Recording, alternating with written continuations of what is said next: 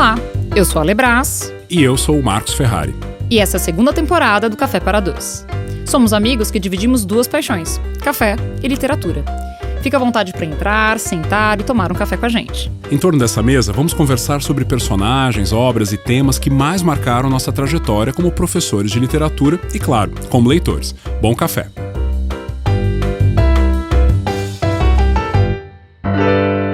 Episódio de hoje, Brás Cubas, de Machado de Assis. Ao verme que primeiro roeu as frias carnes do meu cadáver, dedico como saudosa lembrança estas memórias póstumas. Olá, ouvintes do nosso Café para Dois. Hoje, nesse nosso encontro, a gente vai falar de um dos personagens mais famosos e mais marcantes da nossa literatura brasileira, que é o Brás Cubas, protagonista, né, óbvio, das memórias póstumas de Brás Cubas. O defunto mais conhecido da literatura brasileira, com certeza. O defunto autor mais conhecido da literatura brasileira. E a gente já falou de Machado de Assis aqui na primeira temporada, nós começamos, né, com a Capitu. Aliás, o nosso Café para Dois começa com Machado de Assis, começa com a Capitu, não é pouca coisa não. E agora a gente se reencontra com esse autor e com uma obra que acho que sem perigo, né, do erro, certamente é uma obra que divide a literatura brasileira em dois. Né? Uhum. Existe uma literatura brasileira anterior às memórias póstumas de Brás Cubas e uma literatura brasileira posterior a elas. Na verdade, não só marca a literatura brasileira, como marca a vida do Machado de Assis, né? Divide em dois também. Porque o Memórias Póstumas de Brás Cubas divide a obra machadiana em duas partes, né? Eu acho que para quem estiver ouvindo a gente, é legal a gente dar esse toque, digamos, um pouco mais didático, como professores que somos, não tem jeito, né, pessoal? A literatura do Machado é vista como duas fases muito distintas, muito díspares, né? A gente já comentou um pouquinho sobre isso lá no episódio sobre a Capitu. Aliás, se você não ouviu, fica aqui o convite, vai lá e ouça, né, o primeiro episódio da primeira temporada do Café. Mas costuma-se dizer que a primeira fase machadiana é uma fase mais conservadora, digamos assim, né? Durante muito tempo até se disse fase romântica, hoje não se usa mais esse termo. E a segunda fase, que é a fase inaugurada com as Memórias Póstumas, livro de 1881, inaugura a fase realista. Que é... Outros dizem fase madura, outros né, fase madura, exatamente, que é quando o Machado de Assis é alçado à categoria de grande mestre da literatura brasileira e ganha toda essa notoriedade, inclusive ainda em vida. Aliás, a gente fala um pouco mais a respeito da vida do Machado no episódio da Capitu, né? A gente não vai ficar aqui repetindo, mas se você tiver curiosidade, repito, ouça lá, vale a pena.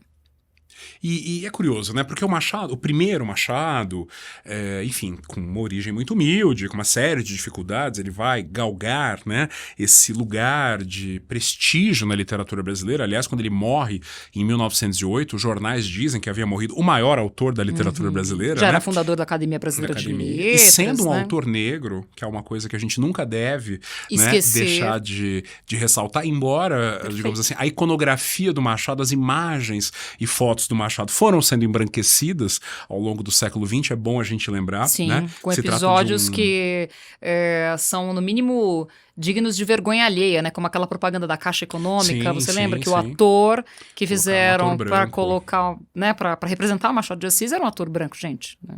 E curiosamente, no atestado de óbito do Machado consta, né, branco. Quer dizer, há um esforço de embranquecer o grande autor brasileiro e hoje o esforço é o contrário, né? É lembrar e nunca esquecer que se tratava de um autor negro que escreveu o seu livro, Memórias Póstumas, ainda sob a vigência da escravidão no Brasil, né? Quer dizer, o Machado começa essa sua carreira, como você disse bem, como um autor conservador, um autor tradicional, né? Eram aqueles romances geralmente protagonizados por moças pobres que queriam subir na vida, né? A Garcia, Helena, né? A Mão e a Luva, mas sempre uma certa celebração, assim, muito positiva da ordem social, né? Talvez, Má, não sei se você concorda comigo, mas se o Machado de Assis só tivesse escrito esses romances, a gente falaria a respeito dele, é claro, mas ele entraria ali numa seara como um José de Alencar, Não sei nem se chegaria ao José de Alencar, hein?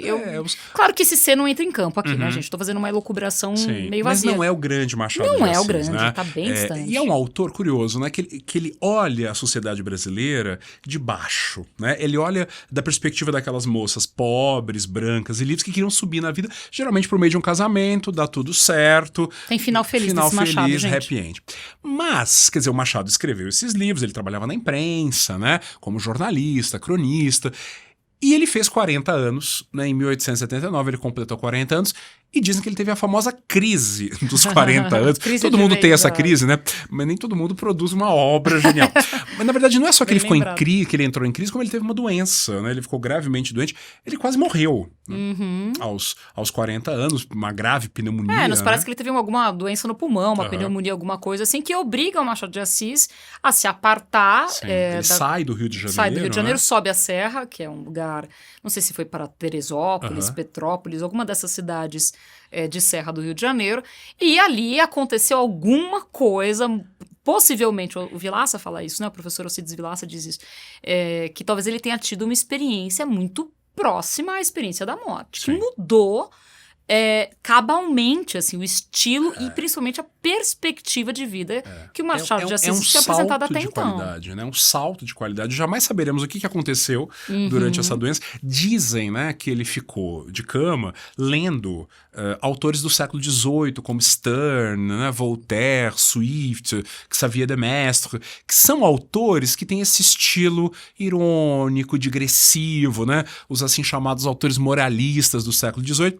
E acho que ele juntou tudo isso e falou, peraí, eu vou fazer uma coisa diferente. Porque vale lembrar aqui, só uma nota biográfica sobre o Machado, além dessa que a gente está dando, que o Machado, gente, ele era um autodidata. Então ele era um grande leitor, né? Apesar da origem simples, ele nasceu no Morro, no Rio de Janeiro, enfim, pai simples e tudo mais, mãe simples também, o pai pedreiro, a mãe era açoriana, né? Trabalhava, lavadeira. O pai era pintor, pedreiro. Mas ele era uma pessoa que se destacava mesmo naquele meio, tanto que tem a história do padre que o ajudava, que dava livros para ele e tudo mais. Ele era um autodidata, ele lia muito, né? Então ele tinha uma cultura imensa. E nesse momento juntou, né, essa cultura que ele já tinha com a que ele vai adquirir com a leitura desses autores que você bem citou, com o momento ali da experiência avassaladora de quase morte, vamos colocar assim, né? E aí ele escreve. Ele desce a serra, né? E escreve as Memórias Póstumas. Que, em relação às obras anteriores, né, é muito mais maduro, é muito mais original, é muito mais moderno, não só na forma, né, como a gente vai comentar aqui, mas porque ele muda a perspectiva. Quer dizer, se antes ele olhava a sociedade brasileira de baixo, agora ele vai olhar a sociedade brasileira de cima, ou seja, pelo olhar dos membros da elite escravocrata, que é o Brás Cubas, né? É um senhor de escravos, de uma grande família latifundiária, e é o Bentinho do Dom Casmurro, né? É o Rubião do Quincas Borba. Agora ele vai, para usar uma metáfora que ele usa, inclusive no Quincas Borba, né? Ele vai contar a história da perspectiva daqueles que seguram o chicote, né? Não daqueles que apanham. Não daqueles e que isso apanham. muda tudo, né? Não, completamente. Até é bem interessante porque a gente fala que o Memórias Póstumas inaugura o realismo no Brasil, né? Isso a gente dá em sala de aula, explica para os nossos alunos e qualquer livro didático tem essa informação. No entanto, a gente tem que questionar um pouquinho ou problematizar um pouquinho aqui que realismo é esse? Porque é um realismo à la Machado de Assis. Porque não vamos nos esquecer que o nosso Brás Cubas aqui, das nossas Memórias Póstumas, gente, não é spoiler, Memórias Póstumas, ele já está morto. Então a gente tem um autor defunto, ou um defunto autor, melhor dizendo. Que ele diferencia, né? Não sou um autor defunto, sou um defunto autor. Porque primeiro ele morreu, depois ele resolveu escrever, porque segundo ele era um tédio, o outro lado do mistério.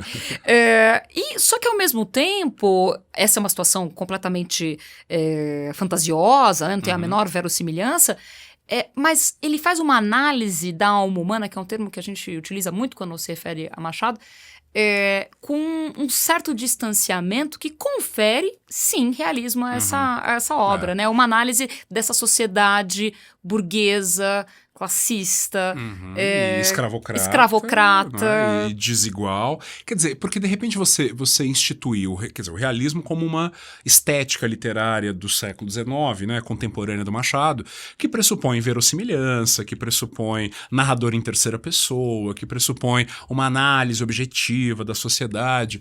Pensemos aqui no autor como Eça de Queiroz, talvez mais, né, vinculado aos cânones do que seria o realismo, pressupõe, assim, uma literatura que mostra a vida como ela é. E um livro narrado por um defunto, de trás para frente, né? Em que o tempo inteiro ele quebra a quarta parede, porque ele conversa com a gente o tempo inteiro. Quer dizer, ele assume o tempo inteiro que é ficção, é literatura, não é... quer dizer, o narrador realista, ele se pressupõe uma janela transparente para a vida em sociedade, e esse narrador tá chamando atenção para ele o tempo inteiro. Mas você falou bem, ele é realista em outra dimensão, né? No sentido de que ele é um retrato da sociedade brasileira, a meu ver, insuperável até hoje. Quer conhecer o Brasil, tem que ler Memórias Póstumas de Brás Cubas. Tá tudo ali, gente. É uma análise ácida, completamente vertical. Gente, ele dedica o livro, como a gente começou o episódio, claro, né? Não tinha outro trecho para começar o episódio, dedicando o livro ao verme, né? Que roeu as suas entranhas. Tem um niilismo, um pessimismo que está atravessado na obra inteira. É uma visão desencantada da vida. Completamente. Né? O Machado de Assis, através do olhar do Brás Cubas, mostra o quanto essa sociedade brasileira, o quanto ele era descrente. A gente corre o risco, acho que eu estou até me repetindo aqui, porque eu disse isso no episódio da Capitu. Quando a gente lê muito Machado de Assis, né, a gente corre o risco de entrar em depressão, assim, ou de ficar fortemente desencantado, para pegar o termo que você acabou de usar, diante da sociedade em que nós estamos inseridos. Porque, né, a sociedade daquela época, infelizmente, tem muitos traços, muito mais do que nós gostaríamos, ainda inseridos e vigentes na sociedade de hoje. Porque se você pensar na literatura romântica, com a qual o Machado de alguma forma dialoga, né, que era uma literatura que privilegiava, né, em primeiro plano, narrativas sentimentais, nacionalistas, de exaltação do povo brasileiro, ou do indígena, né, com enredos geralmente rocambolescos, né, e cheios de acontecimentos. De repente, um livro desse surgir no Brasil em 1880 é algo assim, é quase um milagre, não é? Porque é uma narrativa altamente moderna, né? A gente pode pensar... Imagina só um livro com 160 capítulos, em que tem capítulo que não tem palavra, tem capítulo que só tem pontinho, tem um capítulo que é um epitáfio, né? Exato. Da Dona Eulália, tem capítulo grande, tem capítulo curto, tem capítulo que é mais cômico, tem capítulo que é sério. Tem capítulo que ele não escreve, de como não fui ministro. Como ele não foi ministro, ele não escreve nada. Ou então, ou muito me engano, ou eu escrevi um capítulo inútil. Próximo, né? Quer dizer, é uma miscelânea de elementos, é um vai e vem narrativo. E é um livro sem enredo, porque, quer dizer, nós temos um protagonista, ok, mas ele não entra em conflito com nada, ele não tem que vencer nada. A vida dele é vazia, simplesmente ele existindo, né? Uma existência medíocre, fútil, frívola, e esse é o nó do livro, né? É a gente encontrar com esse narrador, com esse personagem, que é um membro de uma classe privilegiada, senhorial, escravocrata, que vai narrar a sua vida, né? Do além-túmulo. E estando morto, ele tem liberdade total, né? Para falar de quem ele quiser, como ele quiser. Ele tá do outro lado do mistério. Aliás, só para pegar esse gancho do que o Marcos falou, isso também é um aspecto bem interessante. Porque a gente tem um escritor aqui em primeira pessoa, que já nos coloca numa posição de alerta, porque é claro que a gente não deve, né? Lição 0001 de qualquer livro de literatura, não se confia em alguém que conte a sua própria narrativa. No entanto, o Machado é tão genial que ele me coloca um narrador em primeira pessoa que tá morto.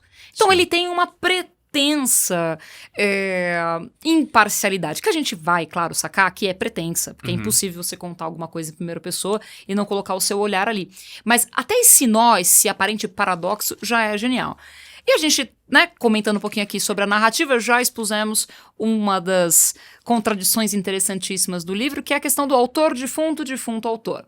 E o livro começa, Marcos, vamos lembrar aqui, no enterro dele, né? Sim. Em que comparecem 13 pessoas. Se o dia eu morrer forem 13 pessoas, eu vou ficar muito bravo, vou voltar pra puxar o pé de todo mundo.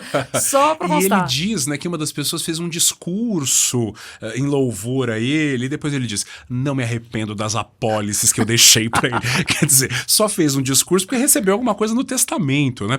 E já entra o ponto, acho que central desse livro, né? Porque o Machado vai nos mostrar que não há E acho que aí só um defunto é que teria a autoridade, né? Digamos assim, o desprendimento para nos dizer que nenhuma relação se constrói sem interesse individual. Né? O amor, a amizade, o carinho, o sexo, ele vai nos mostrar, e aí tá o desencantamento dele, né? O pessimismo machadiano. Todas as relações são pautadas pelo interesse individual, né? Quer dizer, farinha pouca, meu pirão primeiro, né? Eu vou sempre me colocar em primeiro lugar. Essa era a régua do Brás Cubas, né? Todas as relações dele eram absolutamente pautadas no interesse. A gente vai dar uma passeada aqui pela narrativa. E o Brás Cubas, ele nasceu... desde sempre, ele foi ensinado, inclusive, a pautar as suas relações, a vislumbrar as suas relações. Ele não tem profundidade nenhuma, ele tem a profundidade de um pires. Embora ele cite escritores e filósofos o tempo inteiro, ele geralmente não sabe do que ele tá falando. Mas essa superficialidade é típica, essa né? coisa bacharelesca, né? De citar e citar para tentar provar um conhecimento que ele não tem, né? No fundo, ele é uma pessoa extremamente superficial, mas ao mesmo tempo tem isso, né? Imagina só um ser, né, que viveu ali os seus 60 e poucos anos, sendo servido por escravos o tempo inteiro, tendo suas vontades atendidas, né? Ele é mimado, ele é caprichoso. Aí você falou a palavra pra mim que define o Brás Cubas, ele é mimado. Porque, gente, o Brás Cubas é um saco. Ele é um personagem maravilhoso, insuportável. Mas como construção literária, como construção literária, mas... não, ele é único, mas ele é insuportável, né? Mas ele, ao mesmo tempo, ele traz esse... Quase uma contradição. Vou fazer uma confissão aqui.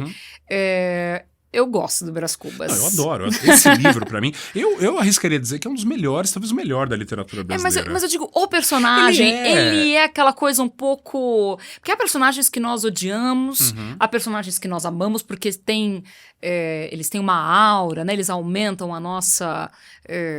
a gente lê aquilo e se torna um ser humano melhor. Definitivamente não é o caso do Brás Cubas. Mas, ao mesmo tempo, gostoso odiá-lo. Ele é sedutor, ele tem bom humor, ele é debochado, ele é cínico, ele é ferino, né? E, ao mesmo tempo... mas tem um outro ponto aqui, né? A gente até pode gostar dele, mas ele nos maltrata, o né? tempo inteiro. O tempo inteiro ele conversa com o leitor, essa é uma marca da segunda fase machadiana, né? Esse diálogo com o leitor.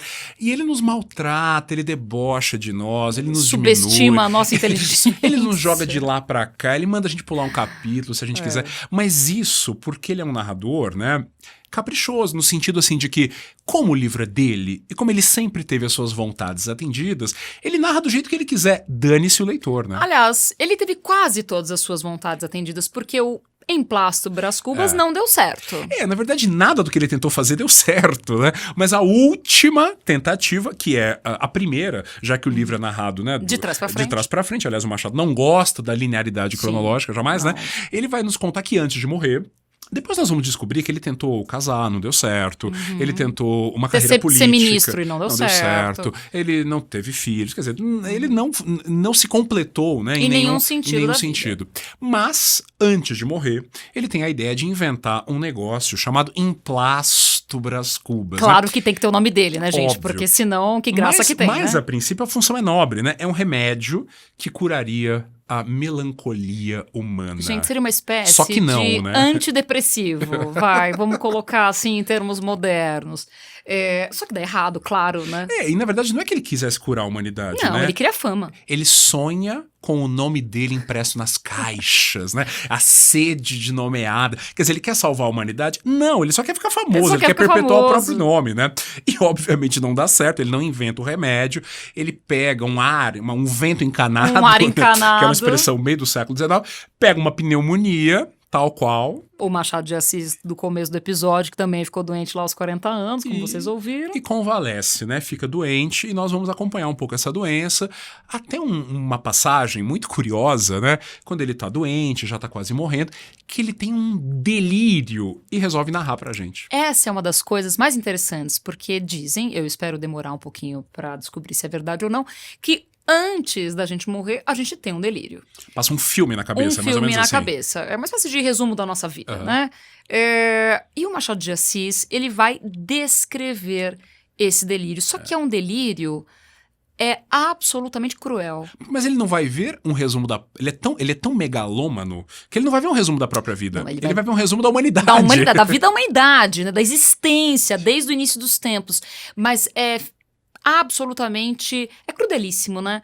A gente tem um trecho aqui, vamos ouvir e depois a gente comenta um pouquinho mais a respeito desse trecho. Vamos lá. Viver somente, não te peço mais nada. Quem me pôs no coração este amor da vida senão tu? E se eu amo a vida, por que te has de golpear a ti mesma, matando-me? Porque já não preciso de ti. Não importa ao tempo o minuto que passa, mas o minuto que vem. O minuto que vem é forte, jucundo, supõe trazer em si a eternidade, e traz a morte, e perece como o outro, mas o tempo subsiste. Egoísmo, dizes tu? Sim, egoísmo, não tem outra lei. Egoísmo, conservação. A onça mata o novilho porque o raciocínio da onça é que ela deve viver, e se o novilho é tenro, tanto melhor. Eis o Estatuto Universal. Sobe e olha. Cada século trazia a sua porção de sombra e de luz, de apatia e de combate, de verdade e de erro, e o seu cortejo de sistemas, de ideias novas, de novas ilusões. Em cada um deles, rebentavam as verduras de uma primavera e amareleciam depois para remoçar mais tarde. Eu acho curioso, Marcos, porque para muitos escritores e especialistas, né, em Machado de Assis, o capítulo do delírio é uma espécie, ou poderia ser considerado uma espécie, de síntese da obra machadiana, né? Porque tá tudo ali. Nesse diálogo que a gente leu agora entre a Pandora, eu sou Pandora ou natureza, e o Brás, o que se resume na vida você tem dois papéis. Ou você é onça ou novilho, ou seja, ou você devora ou você é devorado. Não existe outra possibilidade. Porque ele vê, quer dizer, Pandora, né, a natureza, que diz pra ele assim, sou tua mãe e tua inimiga, né? Ela pega ele, assim, ele pelo dedo e ele fala, me deixa viver, né? E ela diz, eu não preciso de você, você pra mim é insignificante, né? A vida humana perante a totalidade do mundo é nada, né? Mas ela permite que ele veja uma espécie de um desfile da vida humana, quer dizer, ele só não consegue ver o futuro, né? Mas ele consegue, tenta, ele pede, mas tudo ele não fica consegue. meio nublado, mas ele vê um pouco um cortejo, né, da vida humana, que é um tédio. Porque, como ele diz, é a guerra dos apetites e dos ódios. É gente pesando no pescoço de gente o tempo inteiro, né? Então, quer dizer, não existe um sentido elevado para a existência humana. É devorar ou ser devorado. Sempre foi assim e não vai deixar de ser. Né? Então, assim, é uma desesperança completa e ele assiste a tudo aquilo, né? Primeiro ele é conduzido por um hipopótamo e não sei o que e tal. Ele é um chinês, depois ele é conduzido por um hipopótamo. Que depois vira o gato, sultão, que tá lá no quarto dele. Mas esse capítulo, você disse bem, sintetiza um pouco a visão de mundo do Machado, né? E essa visão de um homem já calejado pela vida, sem grandes esperanças, né? E que não acredita no ser humano. Não, o Machado não acredita que o ser humano possa mudar. Muito pelo contrário. Nasceu pau que nasce torto, nunca se endireita. É um niilismo, um pessimismo absoluto. E depois desse delírio, a narrativa ela entra numa lógica mais cronológica, vamos dizer assim. Porque aí a gente vai ter acesso ao Pequeno Brás, que já era um pequeno diabo.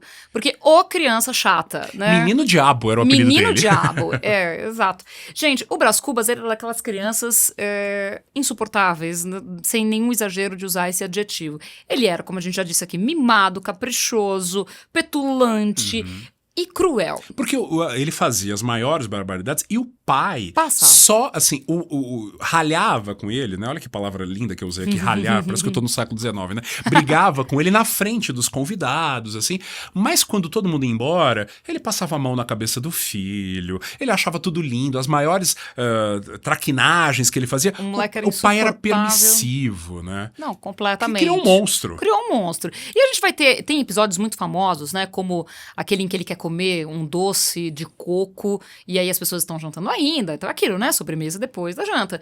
E ele fica revoltado, porque ele quer naquele momento, tudo que ele quer tem que ser agora, e como ele não vai comer, o que ele resolve fazer? Ele vai lá e azeda o doce de coco, não satisfeito, ele coloca a culpa na escrava, Ele né? põe cinzas, né, no doce. Que obviamente estraga o doce, azeda o doce, E ele vê a escrava sendo punida e ele não sente nada. Depois ele diz, né, eu quebrei a cabeça de uma escrava que me negou uma colher de doce. Ou quando ele expõe o coitado do Dr. Vilaça, né, que tava fazendo um discurso e tava atrasando a hora da sobremesa, e ele conta que viu o Dr. Vilaça beijando não sei quem atrás da moita. Quer dizer, desde sempre uma criança sem limite, né, e uma criança que vive, né, desde sempre inserida nessa sociabilidade escravista, né, e ele... Olha que coisa terrível, como o Machado é cruel, né? E como ele fala, e como ele sugere as coisas mais cruéis da forma mais cândida, né? Ele vai contar que o Brás Cubas tinha uma espécie assim de um escravo de estimação, que era o Prudêncio, que tinha mais ou menos a mesma idade que o Brás Cubas, né? Mas era uma criança negra, escravizada. E o Brás Cubas tinha o seguinte hábito: de brincar com seu escravo. Brincar, olha, brincar com milhares de aspas, mas isso mostra o que era o dia a dia da escravidão brasileira, da sociedade brasileira do século XIX, né? Ele montava, obrigava o escravo, né, a ficar de quatro. Ele montava no escravo, ele colocava arreios na boca do escravo, chicoteava, e quando o menino Prudêncio reclamava de dor ou não aguentava mais, o menino Brás Cubas, devia ter 8 anos, né, dizia assim: cala a boca, besta. Gente, esse é um daqueles trechos que são... O Brás Cubas é repleto de trechos antológicos, né? Esse Prudêncio, que é protagonista dessa cena dantesca, né? Muito cruel, depois vai voltar. Mas no meio do livro ele reaparece. Mas no meio do livro, num capítulo também muito famoso, chamado O Vergalho. Só que agora, nesse momento, ele já é um escravo alforriado. E o Brás Cubas está passando na rua, vê um burburinho na praça e vê uma pessoa, que ele não reconhece ainda que é o Prudêncio, chicoteando um escravo. Quando ele se aproxima, qual é o nosso susto enquanto leitor, quando a gente não vê que quem agora bate é o Prudêncio. Repetindo, inclusive, a mesma frase que ele ouvia do Brás Cubas, ou seja, é a corroboração da síntese da obra machadiana. Um dia você é devorado, hoje você devora. Quer dizer, é muito terrível, gente. Embora o Prudêncio, né, saiba o que é escravidão, né, saiba o que é apanhar, ele não hesita em fazer o outro sofrer, como a descontar todas as chicotadas que ele levou quando jovem, agora ele dá no seu escravo. E talvez aquele escravo um dia ganhe a liberdade e desconte no outro. Vai fazer a mesma coisa, né, com o outro. É um círculo sem fim da violência, mas o mais interessante é que o Brás Cubas vê o Prudêncio chicoteando agora o seu escravo e ordena que ele pare. E o Prudêncio diz, senhor pede, senhor manda, não é algo assim? Exatamente. Ou seja, é como se o Machado dissesse assim, que tudo bem, ele não é mais digamos assim, um objeto, né? Ele não pertence mais ao Brás Cubas, mas ele continua obedecendo ao seu antigo senhor, né? Quer dizer, não é o fim da escravidão, digamos assim, o fim legal da escravidão, que vai tornar a nossa sociedade mais justa, né? Mais igual. Pelo contrário, ela permanece como uma nódoa, né? Que corrompe e contamina as relações sociais. E isso o Machado já percebia com nitidez, né? Não, perfeitamente. Há uma série, gente, de personagens que vão desfilando na nossa frente lá, né, pelas memórias do Brás Cubas, e a gente selecionou alguns aqui, claro, para comentar com vocês. O Prudêncio é um deles. A outra que a gente escolheu é a famosíssima Marcela. Que, abre aspas, Marcela amou-me durante 11 meses e 15 contos de réis. Foi o primeiro amor do Brás Cubas, amor, né? entre 8.500 aspas. Era uma prostituta. Né? De alto luxo. Olhos verdes, né? Que se dizia espanhola. E o Brás Cubas tinha, na altura, 16, 17 anos, né? Quando se apaixonou. Veja como o amor no Brás Cubas é sempre um amor degradado, vil, né? Permeado pelo dinheiro. E ele, então, começa a comprar presente, porque não é que ele pague a ela, né? Ele dá presente, ele sustenta. A Marcela é maravilhosa. Na verdade... Porque ela fala, não, mas se você me der, eu vou ficar tão feliz. Imagina, menino. E o melhor é que ele anos. diz, né, que antes ela era sustentada por um rapaz chamado Xavier, né? E ele diz assim, Marcela morria de amores pelo Xavier. Não. Vivia porque é o sustento dela. Viver dos amores, né? Não se diz a palavra prostituta, né? Mas subentende-se que ela só recebia o Brás Cubas, só o amava pelos presentes. Só que ele começa a dar tantos presentes que ele começa assim, a rapar a conta bancária o pai, uma hora do fala, pai. Filho, e olha que é esse pai permissivo, que, né, sim. deixava ele fazer absolutamente tudo que queria, mas chega uma hora que ele fala, não, né, deu aqui porque você tá tirando todo o dinheiro da família. E ele vai literalmente buscar, um tio, né, vão buscar o Brás Cubas na casa da Marcela e praticamente colocam num navio onde ele vai a Coimbra estudar. Quer dizer, uma forma de tirá-lo do caminho dessa mulher interesseira que tiraria todo o dinheiro da família, né? E só para amarrar novamente com essa questão, né, do devorar e ser devorado, gente, a Marcela aparece no final do livro, numa das cenas também emblemáticas. Ela tá numa relojoaria, né? Ele quebra o relógio, entra numa loja para consertar. E ela tá ali com uma espécie de véu, né, no rosto. Ele, a princípio, não a reconhece. Depois, ele vai reconhecê-la pelos olhos. Os olhos dela são bem vivos, né? E ele reconhece ali. E ela está com o rosto cheio de marcas de bexiga. De varíola, né? Cheia de bolhas. O reconhece. Ele finge que não a reconhece, porque ele reconhece, mas ele não faz nenhuma menção a isso. Sim. Mais uma vez agora, ela um dia devorou e hoje está sendo devorada. Exatamente. E depois ele vai a Coimbra, ele faz uma graduação em Direito absolutamente medíocre, né? Ele confessa, ele diz que só decorou meia dúzia de frases em latim, quer dizer, ele é um bacharel. Aliás, ele foi a Coimbra como todos os filhos da elite brasileira. Iam estudar em Portugal, né? E, obviamente, sustentado pelo dinheiro do trabalho, né? Escravo, porque claro. Quer dizer, é isso que sustenta as suas viagens, as suas farras, né? Na Europa. E ele volta ao Brasil, a mãe morre, e ele descobre que uma velha amiga da família havia ajudado a mãe. Ele diz, ajudou minha mãe a morrer, né? Foi muito solista. E ele resolve fazer uma visita de cortesia. Vou fazer um pequeno adendo aqui, porque a mãe talvez seja a única personagem que ele poupa. Verdade. É a única personagem que, ao descrever, não tem ironia. E ouso dizer que é a única personagem que ele efetivamente sentiu quando morre, né? É o único momento um pouco mais solene, porque todos os outros, gente, é tanta ironia. Porque o próprio pai, que vai morrer de desgosto quando percebe que o filho... Cubas. Cubas! Quer dizer, o meu filho não casou, não virou político, morre de... Olha que criatura, faz o próprio pai morrer de desgosto, né? Tem gente aí que faria os pais morrer de desgosto. Esse aqui morre de desgosto, literalmente. E ele vai visitar a Dona Eusébia, né? Que teria ali ajudado. Ele estava na Europa, não presenciou, né? A Dona Eusébia já havia aparecido antes, né? Ela que estava atrás da moita com o Dr. Vilaça e foi flagrada pelo menino Brás Cubas. Mas ele acha até que ela vai recebê-lo mal por conta dessa traquinagem de criança, mas ela o recebe super bem e tal. E apresenta a ele a filha. Fala, essa aqui é minha filha, Eugênia. A flor da moita. Quer dizer, a que foi feita atrás da moita, né? A bastarda, né? Quer dizer, é uma menina bonita, jovem, né? Mais nova do que ele, acho que tem 15 anos. Sim. Mas ele, ao chamá-la de flor da moita, já tá dizendo, isso aí, pai desconhecido, né? Filha de um homem casado, quer dizer, o nascimento dela já é meio torto. Mas ela é bonita. Mas por que bonita se coxa, né? Porque tem um dia, gente, a crueldade do Brás Cubas, tem um dia que ele sai pra passear, porque ele começa a frequentar a Dona Eusébia até pra ficar ali do lado da Eugênia, né? O Brás Cubas já é mais velho, já é formado em direito, né? E é rico. E ele percebe que ela manca, né? Que ela é coxa. Ele até pergunta se ela se machucou e fala, não, sou coxa de nascença, né? Eu nasci... E ele fala, ai meu Deus, eu fui, né, indelicado e tal. Só que ela... A coxa, né? A manca Eugênia, e nunca é demais lembrar que Eugênia vem de eugenia, né? Quer dizer, a Eugenia, a bem-nascida. E ela, né? E ela é deficiente física, é pobre, bastarda, bem-nascida, coisa nenhuma. Ela meio que se enamora dele, né? Fica interessadinha encantada por ele. Ele é rico, ele é bonito, ele é mais velho, né? Sedutor, aquela coisa, né? Quem nunca? Só que quem nunca encontrou um Brás Cubas na vida, um lixo humano, né? Só que ele vai desprezá-la, não é? E de uma forma assim, porque pro Brás Cubas é assim, existem os iguais, que são aqueles da sua mesma classe, né? Com os quais ele convive, e os de baixo. E os de baixo... a gente pisa, né? É tipo assim, como se fosse uma borboleta preta, né? Existe um capítulo em que ele tá no quarto dele, né?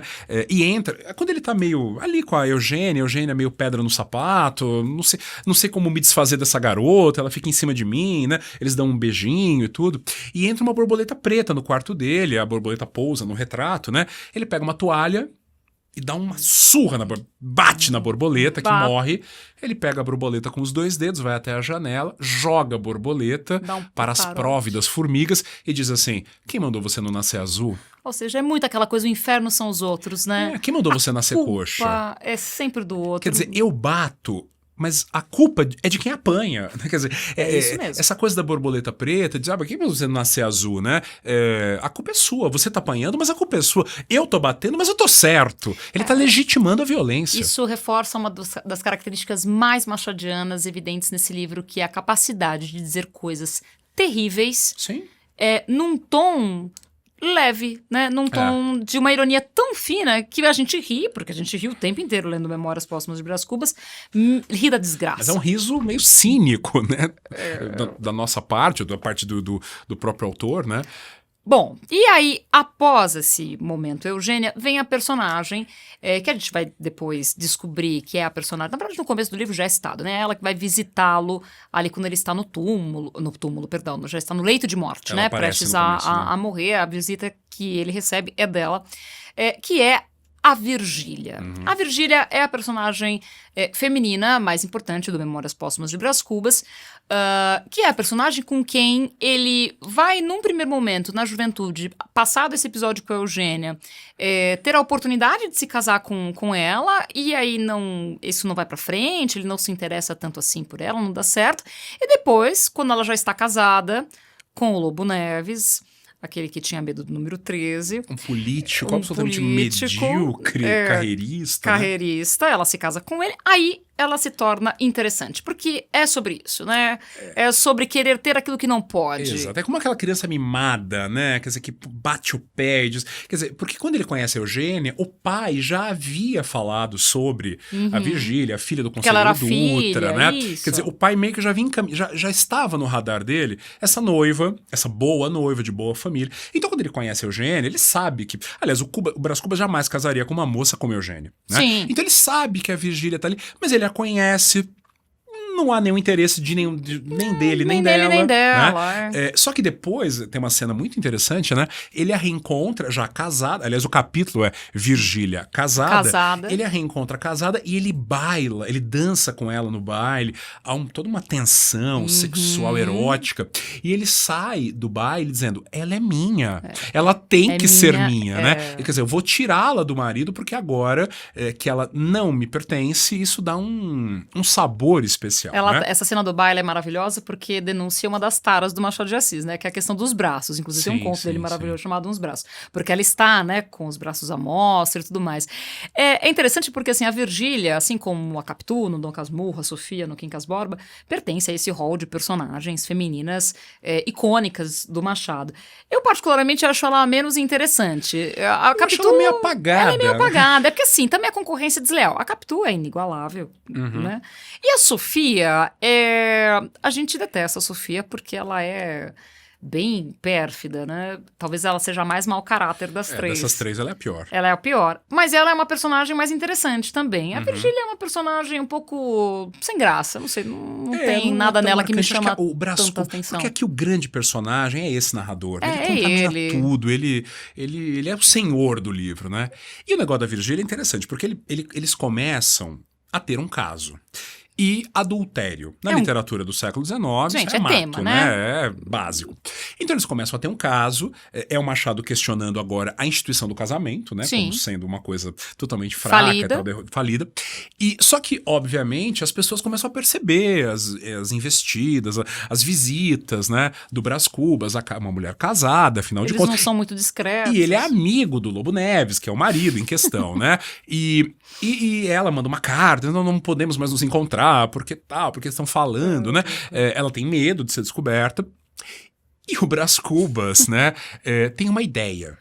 Uma ideia para que eles possam se encontrar ao abrigo aí do olhar maledicente das pessoas. Exatamente. Eles vão encontrar uma casinha na Gamboa, em que eles possam se encontrar com maior discrição para exercer o, abre aspas, velho diálogo de Adão e Eva, porque também a gente não pode deixar de falar a respeito disso só como um adendo aqui.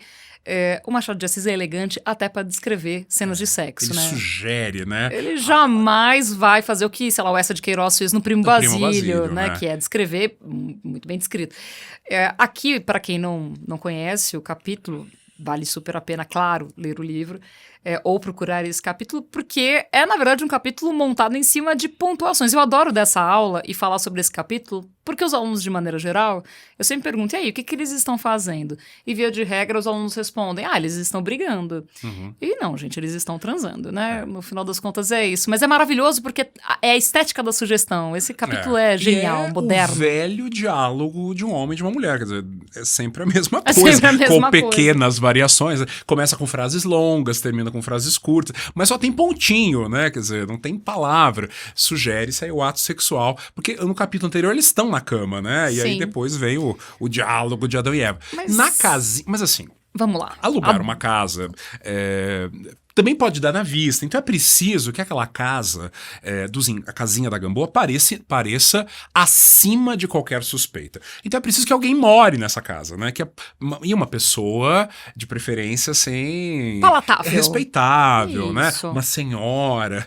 E eles acabam escolhendo a Dona Plácida para ser a laranja, né? A laranja, exato. Excelente termo. Como ele diz, para todos os respeitos, Dona Plácida era a verdadeira dona da casa. Gente, eu adoro a Dona Plácida. Na verdade, eu acho... nós temos as nossas preferências aqui, fazendo roteiro, conversando. A gente quase mora no Memórias Póstumas, Os personagens secundários desse livro são maravilhosos. É uma galeria feita, inesquecível. A gente teve uma dificuldade grande de escolher e a gente tem as nossas... O Marcos adora a Eugênia. Eu amo a Eugênia. Ela é maravilhosa. Morro de pena dela, mas ela é maravilhosa. E a minha questão é com a Dona Plácida, porque eu acho...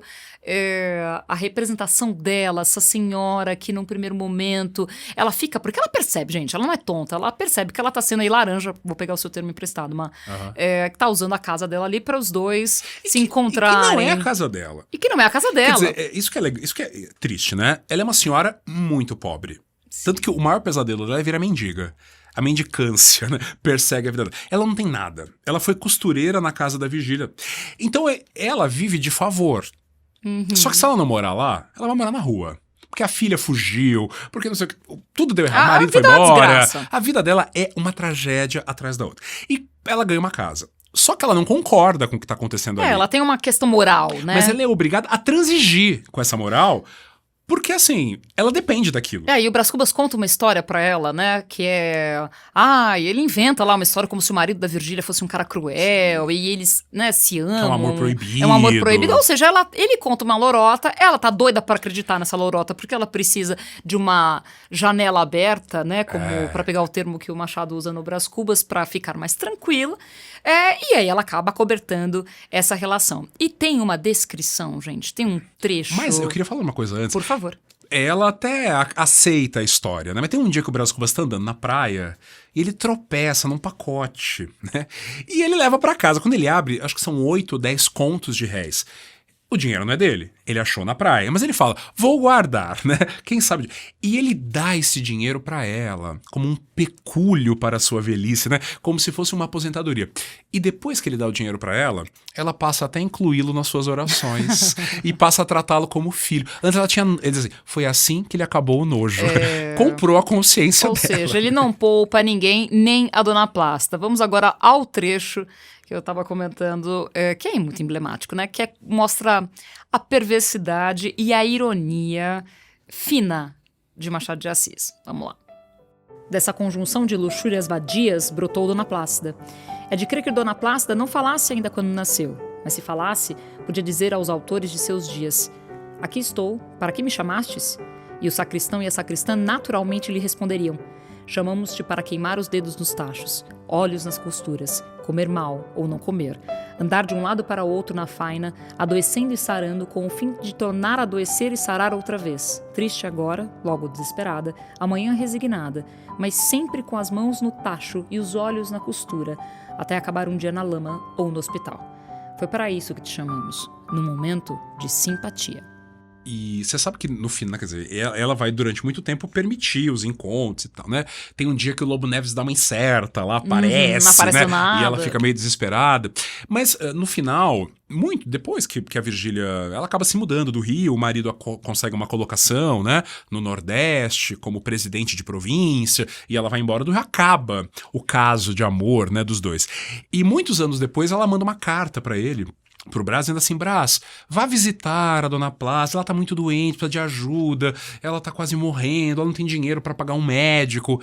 E o Brás Cubas diz assim, mas eu dei dinheiro pra essa velha, eu dei um monte de dinheiro, ela gastou tudo. Mas depois ele fala, não, eu vou, né? Um capítulo chama Não Vou, o outro chama Eu Vou, né? Aí ele fala, eu vou. E vai visitar a Dona Plácida, ele encontra um molho de ossos. Ela tá assim, Terrível. quase decomposta, muito doente, muito frágil. Ela deu todo o dinheiro dela pra um amante que fugiu com o dinheiro. E ele volta pra casa e diz assim, realmente a vida de Dona Plácida não serviu pra nada, né? Se ela não tivesse existido, o mundo seria igual. Não!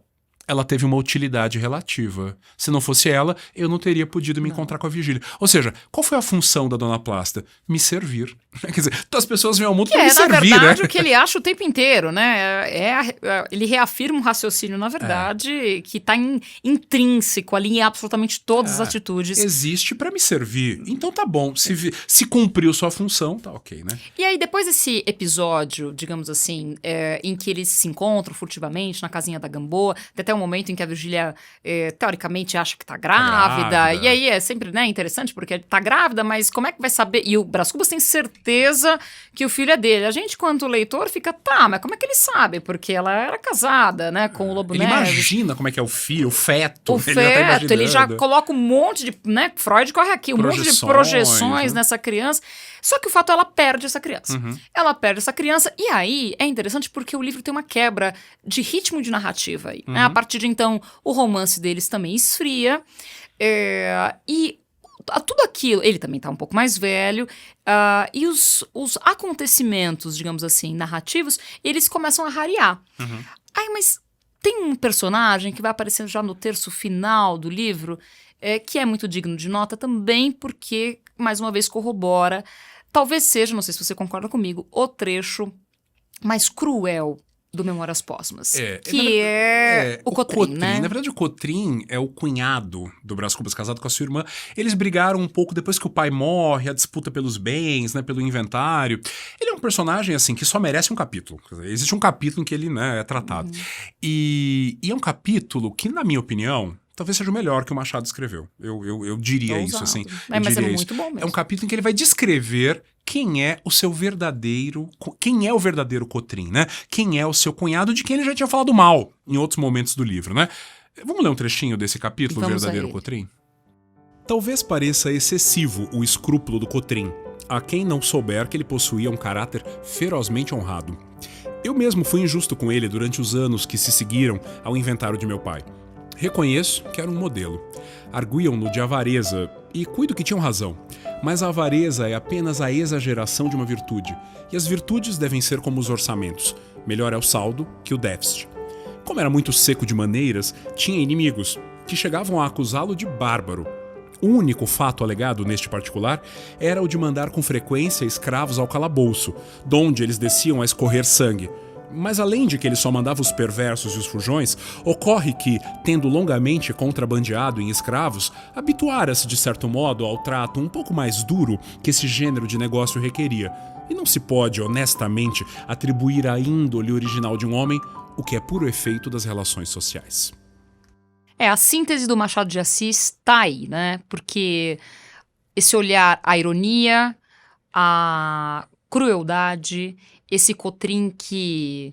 E a justificativa, né? Eu acho que isso não há nada mais machadiano do que isso, do que tentar justificar o injustificável. Injustificável, né? E apresentar o absurdo com naturalidade. Então ele era um bom pai, um bom marido. O único defeito dele era que ele mandava os escravos para o calabouço, que era um lugar de castigos físicos, e os seus escravizados voltavam pingando sangue. Mas eles mereciam. Quer dizer, olha a crueldade, né? E depois ele vai dizer, mas ele era contrabandista de escravos. Pô, né? Não me parece, assim, uma pessoa íntegra, né? E depois, no final desse capítulo, ele diz que, veja como ele era um bom homem, né? Claro, era um sádico, é um perverso, é um mau caráter, tá claro, né? Mas ele não tá dizendo isso pra nós, é só nas entrelinhas. Por isso que o Machado exige um leitor atento, né? Um leitor que saiba perceber o que está por baixo do texto. Ainda nesse capítulo ele vai dizer assim, que o Cotrim ajudava em ordens de caridade, né? Que o Cotrim fazia doações e que uma das ordens, uma das irmandades, deu a ele de presente um quadro a óleo dele próprio, mesmo. que ele bota na sala. E o narrador diz assim, o benefício não lhe caiu no chão. Ou seja, se você faz uma doação, você não quer que as pessoas saibam, né? Mas o Machado diz, não existe bondade desinteressada. Eu até faço doação, mas eu quero um retrato meu pra eu botar na minha sala. E não há nada mais moderno do que isso, né? Porque essa é uma coisa que a gente vê a rodo por aí, né? As pessoas fazendo doações, né, em pequena, grande, principalmente quando é em grande escala, mas a gente fica se questionando muitas vezes por quê. Bom, enfim, é um Machado moderno, um Machado irônico, um Machado cruel. Esse trecho, vou ficar pensando nisso, Marcos. Eu não sei se eu considero esse o melhor. Acho que eu não seria capaz de cravar isso, porque eu teria que pensar um pouco mais a respeito, mas que certamente está no hall dos melhores. Mas eu acho que assim, o poder de síntese é brilhante, e tudo que está dito ali, né?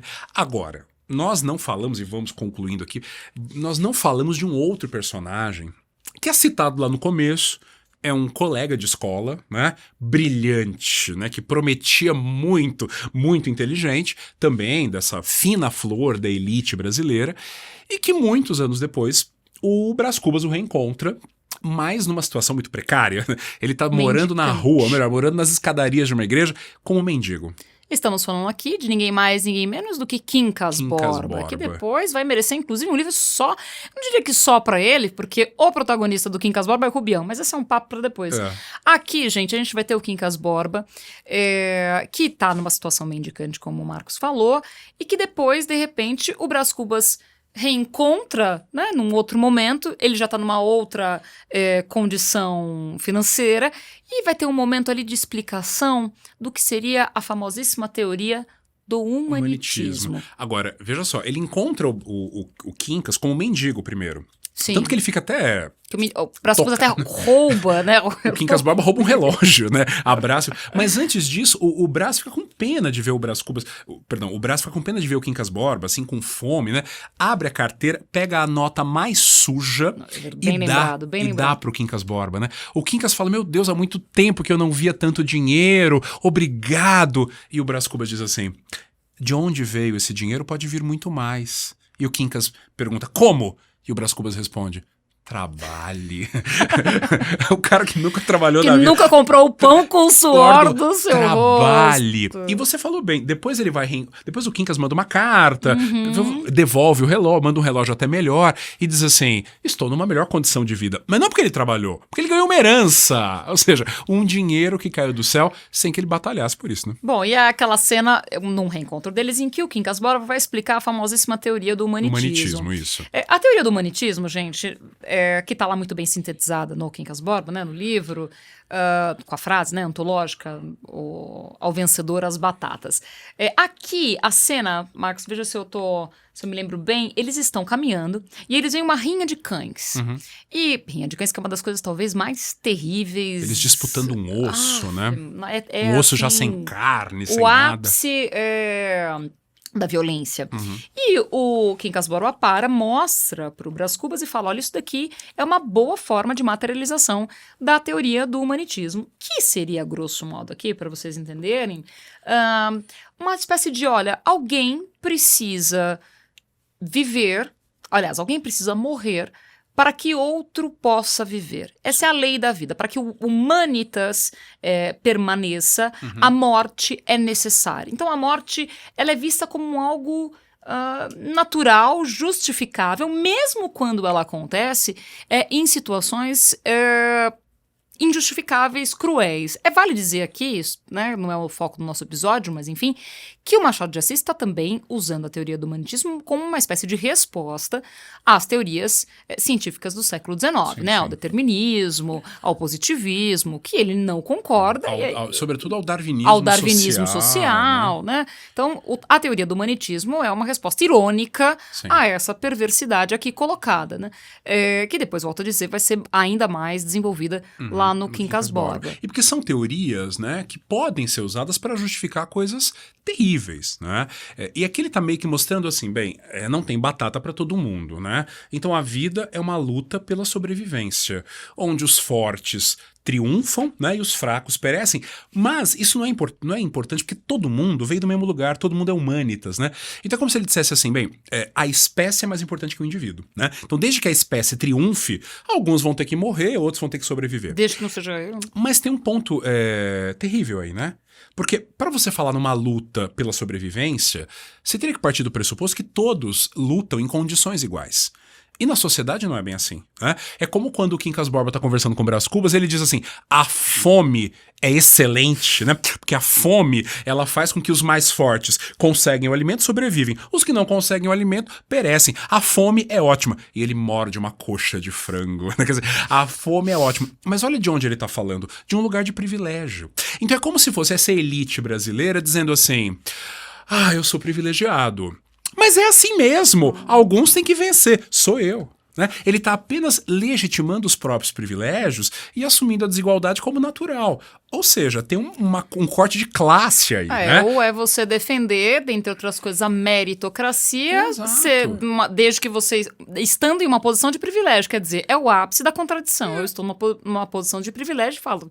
Cheguei até aqui por mérito meu. Que mérito? O Brás Cubas é herdeiro, o Quincas Borba é herdeiro. E lute aí pra conseguir as suas batatas. Eles nunca lutaram por nada. Quer dizer, é a pura hipocrisia, né? Dessa elite brasileira sustentada pelo trabalho escravo, mas que quer, de certa forma, fazer parecer que o seu mérito é fruto de uma luta que, na verdade, não acontece, né? Alguém luta por eles, alguém trabalha por eles. Exatamente. Isso está no cerne e no espírito do livro. Bom, o Brás Cubas vai tentar...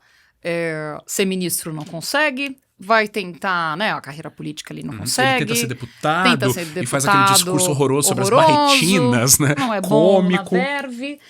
Depois ele vai tentar, como a gente falou no início do episódio, emplacar o emplasto Brás Cubas e também não consegue. Sem sucesso. A vida dele amorosa, como a gente também já comentou, foi um fracasso, porque ali com a Virgília não deu certo, depois a expectativa do filho que não vingou também, né, acabou não dando certo.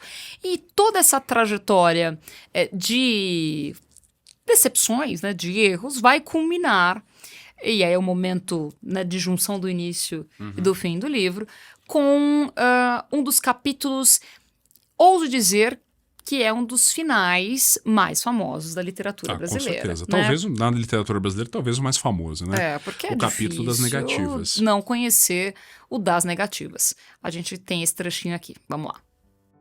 Este último capítulo é todo de negativas. Não alcancei a celebridade do emplasto. Não fui ministro. Não fui califa. Não conheci o casamento. Verdade é que, ao lado dessas faltas, coube-me a boa fortuna de não comprar o pão com o suor do meu rosto. Mas não padeci a morte de Dona Plácida, nem a semidemência do Quincas Borba. Somadas umas coisas e outras, qualquer pessoa imaginará que não houve míngua nem sobra, e, conseguintemente, que saí quite com a vida. E imaginará mal, porque ao chegar a este outro lado do mistério, achei-me com um pequeno saldo, que é a derradeira negativa deste capítulo de negativas. Não tive filhos, não transmiti a nenhuma criatura o legado da nossa miséria. E o mais interessante, né, Ale, quer dizer, é um capítulo de negativas, é um capítulo em que ele fala não consegui, não vi, e que mostra esse traço de um narrador volúvel, né, movediço, ele vai mudando de ideia, ele vai mudando de projeto, ele quer isso, depois ele quer aquilo, ele quer a Marcela, depois ele quer a Virgília. Mas, embora ele vá mudando, ele nunca abandona a sua posição de privilégio, né? Quer dizer, nunca precisei trabalhar, nunca precisei comprar o pão com o suor do meu rosto. E termina com essa máxima, né? Quer dizer, de tudo que eu não fiz, pelo menos eu não deixei filhos, pelo menos eu não deixei, né? Não leguei essa herança miserável que é o ser humano, né? Que é o que nós somos, que é o que nos constitui. Sempre comento que, assim, é o legado da nossa miséria. Se ele tivesse escrito é o legado da minha miséria, ele traria para si, né, a exclusividade de uma mediocridade. Mas não, ele diz, olha, a miséria é minha, mas também é sua, de todo mundo que tá lendo. De todos nós, Ou né? seja, é de um niilismo absoluto. E para quem quiser tomar mais um café... Acho que a gente podia indicar o filme Memórias Póstumas de Brás Cubas. Claro que toda uma adaptação de um livro com esse narrador tão onipresente no cinema realmente é uma dificuldade. Mas acho que o diretor, ele encontrou boas saídas, ele encontrou um ótimo ator, que é o Reginaldo Faria, né? Que interpreta o Brás Cubas e que, como o narrador do livro, o personagem vai se intrometendo na história, dialoga com a câmera, quer dizer, dialoga com os espectadores, tentando mimetizar um pouco esse espírito, né, excêntrico, extravagante do livro. O filme pode ser uma boa entrada para quem quer pegar o livro, Não, né? Pelo menos um perfeito. resuminho da E história. Ele é fiel no texto, né? O Sim, original sim, tá sim. ótimo ali, tem uma questão de... Lógico, existem adaptações, acho que é muito legal ver a cena do delírio, acho E eu interessante. adoro a adaptação da cena do velho diálogo de Adão e Eva, que é a cena do sexo Isso. entre Brás e Virgília, que quem assistir vai ver que o diretor também encontrou uma boa saída, né? Não, com A lá certeza. Machado de Vale Assis. a pena conferir, essa é a nossa dica. Temos um episódio? Temos um episódio, mais um episódio machadiano. Exatamente, merece todos. Até, pessoal, até o próximo episódio. Tchau, tchau. Até o próximo episódio, um abraço pra vocês. Tchau, tchau. E esse foi o Café para Dois, o podcast para quem, assim como nós, bebe literatura. Os roteiros e apresentação são de Ale Brás e Marcos Ferrari. A edição de som, trilha sonora e mixagem são de Pedro Zaluba. E a gravação é feita no estúdio Labituca. Os episódios estão disponíveis nos principais agregadores de podcast. Mas, se você estiver ouvindo pelo Spotify, não deixe de dar 5 estrelas. E até o próximo episódio.